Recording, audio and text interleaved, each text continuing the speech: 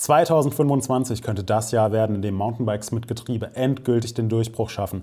Woran das liegt, was der Downhill World Cup damit zu tun hat und was eine $100.000 Challenge hier für eine Rolle spielt, das erkläre ich euch jetzt im Video.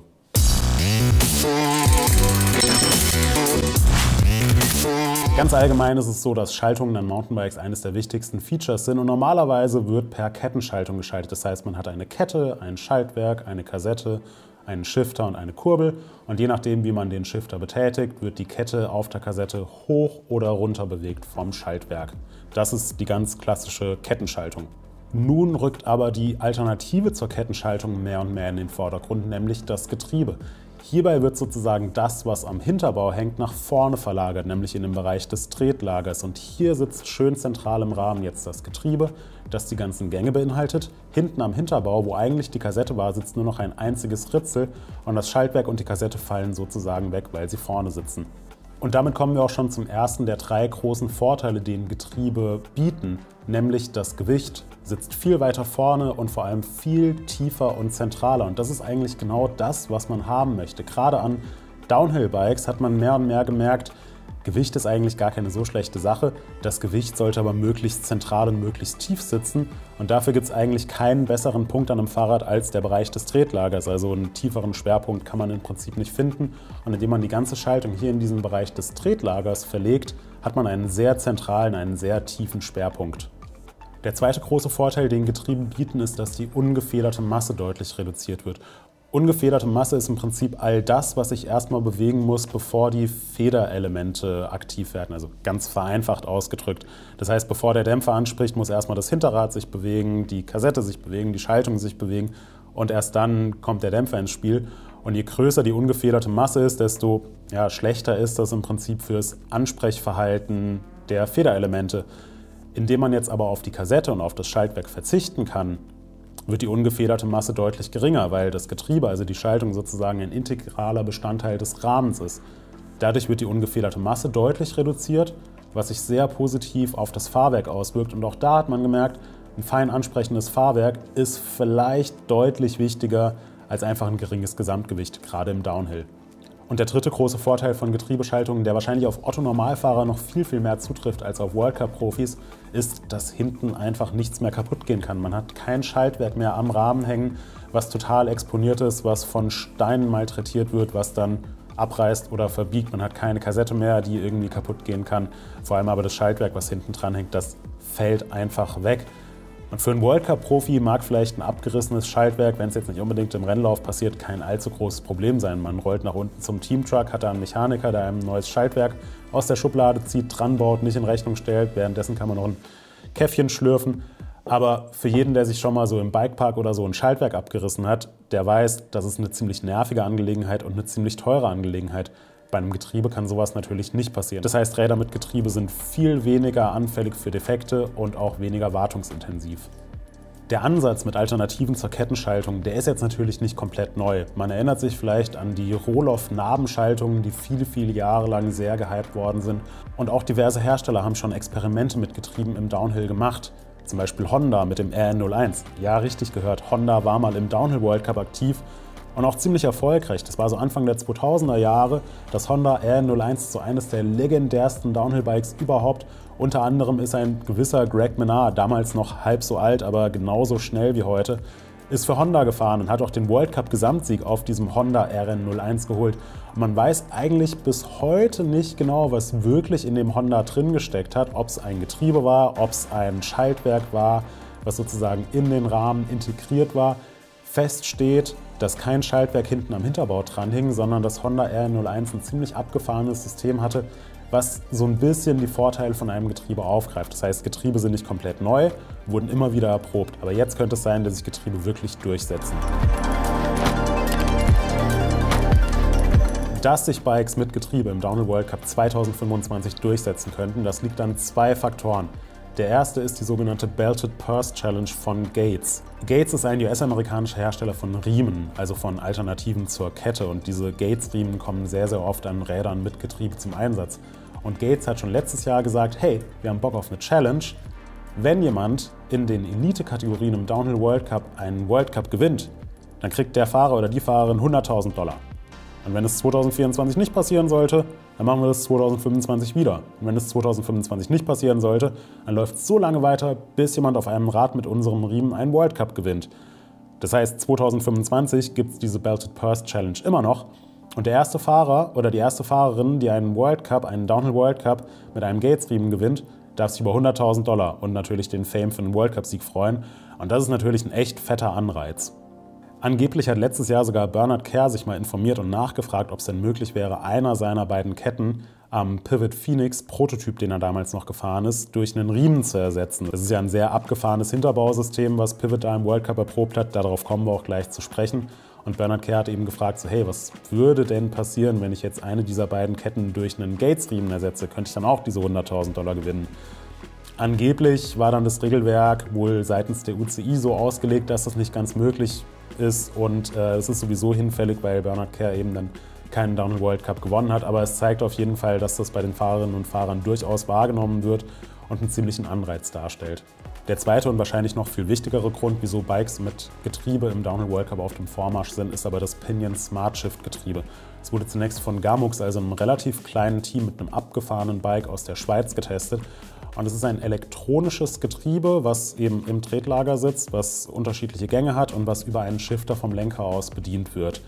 Es ist relativ klein, es ist relativ kompakt, es ist relativ leicht und damit bei weitem nicht mehr so ein Klopper wie Getriebe früher waren. Vor allem wird es jetzt aber über einen Shifter betätigt, was ein großer Vorteil ist. In der Vergangenheit war es immer so, dass man Getriebe immer nur mit einem Grip-Shift bekommen hat. Und das hat dann bei vielen Fahrern dafür gesorgt, dass Getriebe nicht so populär waren, weil es eben eine zu große Abweichung von diesem klassischen Shifter war. Mit dem Smart Shift von Pinion hat man jetzt die ganzen Vorteile eines Getriebes, aber in Kombination mit einem Shifter. Das heißt, auch ergonomisch ist das Ding 1A und wurde 2024 bereits erfolgreich im World Cup erprobt.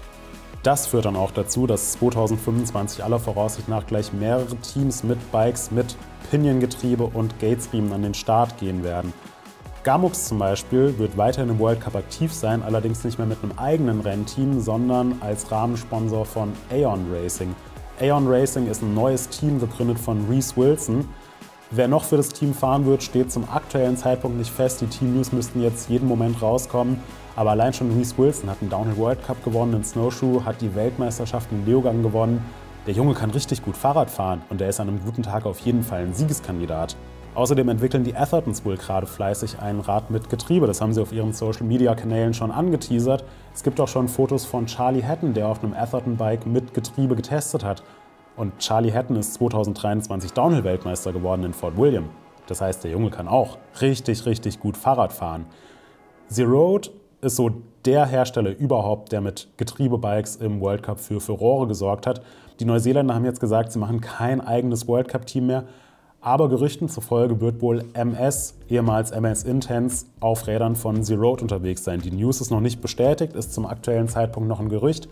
Aber es gibt viele Indizien, die dafür sprechen. Unter anderem hat MS beim Abschied von Intense gesagt, sie sind von den Vorteilen eines Getriebes überzeugt und sie sehen darin die Zukunft im Downhill World Cup und sie möchten gerne auf diese Technologie setzen. Deswegen würde es eigentlich Sinn ergeben, wenn MS zukünftig mit Zeroed kooperiert und hier ein weiteres Team dazukommt, was Räder mit Getriebe fährt. Und last but not least gibt es ziemlich hartnäckige Gerüchte, dass auch Intense und Frameworks an Bikes mit Getriebe arbeiten. Und Intense, MS Intense hat letztes Jahr einen Downhill World Cup gewonnen mit Eleonora Farina. Frameworks hat unter anderem Asa Vermette unter Vertrag, so der amtierende Downhill-Weltmeister bei den Junioren. Und er wird als der Star der Zukunft gehandelt. Und das ist natürlich auch eine spannende Sache, wenn die Teams jetzt zukünftig auch auf Rädern mit Getrieben fahren. Das heißt, man sieht, hier tut sich wirklich einiges. Generell merkt man, dass der Ansatz mit Getriebe gerade für kleinere Hersteller wirklich interessant ist. Und hier geht der Downhill World Cup aktuell wirklich in so eine Formel-1-mäßige Richtung. Seit es den World Cup gibt, sagt man ja schon, Downhill ist so ein bisschen die Formel 1 des Mountainbike-Sports. Da kann man sicherlich drüber diskutieren. Ich finde, zwischen Formel 1 und Downhill gibt es dann doch noch einige Unterschiede. Aber tatsächlich geht es in eine Richtung, wo die Sachen im Downhill World Cup nicht mehr für die Serienproduktion erprobt werden, sondern wo es wirklich darum geht, maximale Performance unter den härtesten Bedingungen der Welt auf den Rennstrecken.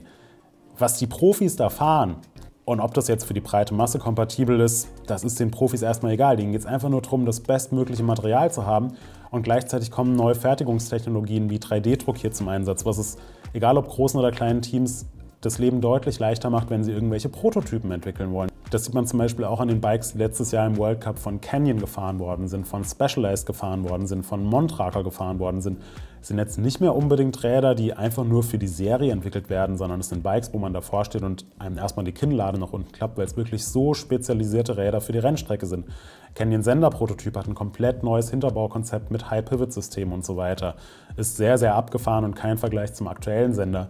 Der Specialized Demo-Prototyp, der von Loic Bruni und Finn Eils jetzt schon ins 3. Jahr erprobt wird, besteht aus Carbonrohren mit 3D-gedruckten Muffen, die verklebt werden. Es ist ein super abgefahrenes System und hat nichts mit dem aktuellen Seriendemo aus Aluminium zu tun. Beim Montraker-Prototyp kann man den gesamten Tretlagerbereich rausschrauben, um hier alle möglichen Parameter einzustellen. Das hätte es vor ein paar Jahren an einem Serienbike auch noch nicht gegeben.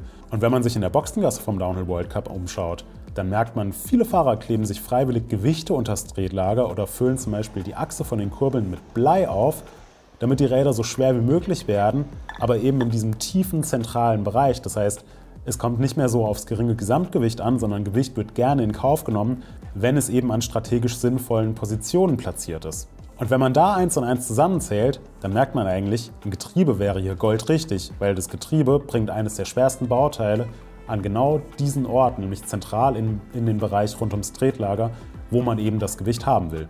Die Frage, die hieran anknüpft, ist jetzt natürlich, werden sich Getriebe auch in der breiten Masse durchsetzen? Also werden Räder mit Getriebe mehr und mehr in Serie kommen? Wird es vielleicht auch in den Enduro-Bereich oder in den Trail-Bereich übergehen?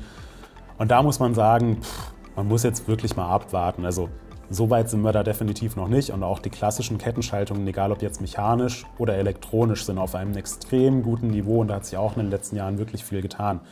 Für mich steht aber fest, falls 2025 wirklich ein Downhill World Cup auf einem Rad mit Getriebe gewonnen wird, dann wird es dem Ganzen nochmal einen richtigen Boost verleihen, weil man dann sieht, oh, Reece Wilson hat in Val di Sole auf einem Gamux mit Getriebe gewonnen oder hier das neue Intense hat richtig gut performt und hat jetzt auch ein Getriebe und die Vorteile liegen auf der Hand.